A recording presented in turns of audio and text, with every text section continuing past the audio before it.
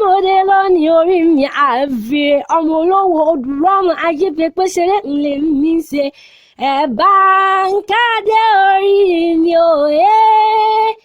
ẹ̀ bá ń kádé orí mi ò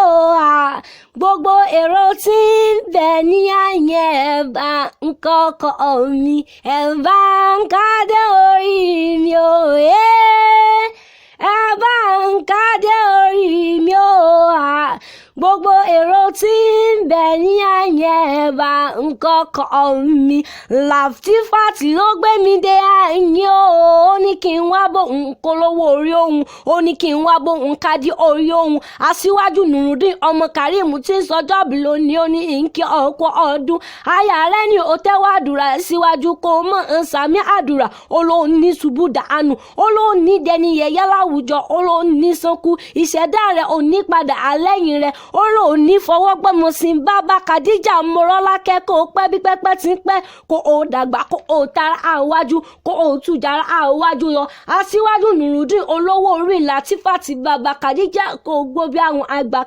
kan nílé àwọn bàbá rẹ̀ Ìbàdàn Mèsì ọgọ́ nílé àwọn bàbá tó bí ọlọ́mọ aya rẹ̀ ní bọ́ délé àwọn bàbá rẹ̀ ńlẹ́ ọmọ aróló owó ológbòjò ọmọ oníkéré dọ́gán yọ kí ọmọ asùké pọnké bí ẹnìkan mọ́ àkànbí ọ̀kìn ọmọ ọlọ́fà àmọ́jọ ọlálọ́mí ọmọ abisujókọ ìwọ lọmọ mo lépọ́n lè mo jẹ láni funfun mo lásán lè mo rìn owó balùwẹ̀ òróró ọ̀kìn ọmọ ajátẹ́sùn ọmọ asùké pọnké bí ẹnìkan mọ́ ìkéré òòjọ́ tọ́ya kan gbé ọ̀fọ̀yà kan rẹ̀ òòjọ́ tó ṣàkángbé ọ̀fọ̀ṣà àlà ìkéré rẹ̀ di kí àmúṣẹyẹ ọmọ oníkéré ẹni láre ẹni ń jà ayé ọmọ asùké bí ẹni súnmọ́ mẹ́bí wọ́n lọmọ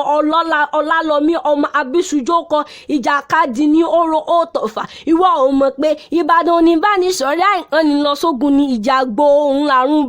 Ìbàdàn kọ̀rọ̀ wọ́n síbẹ̀ ni wọn ò fẹ́yàn jẹ́ ogun jàjàjà kókó wọn nílé Olúyọ̀lérí ni wọ́n fi ń wí pé bí olú ọmọ awíbẹ́ ẹ̀ bógun lọ arógun mọ́tìdí ọmọ àsọdíyàn ọ̀tẹ̀ Aṣíwájú Akíntúndé ọmọ Karim òun ní fọdún èyí ṣàṣemọ láṣẹ lédùn ọmọ rẹ̀ èmi àrí ìkẹjàntà náà kí ọ̀pọ̀ ọdún o happy birthday o.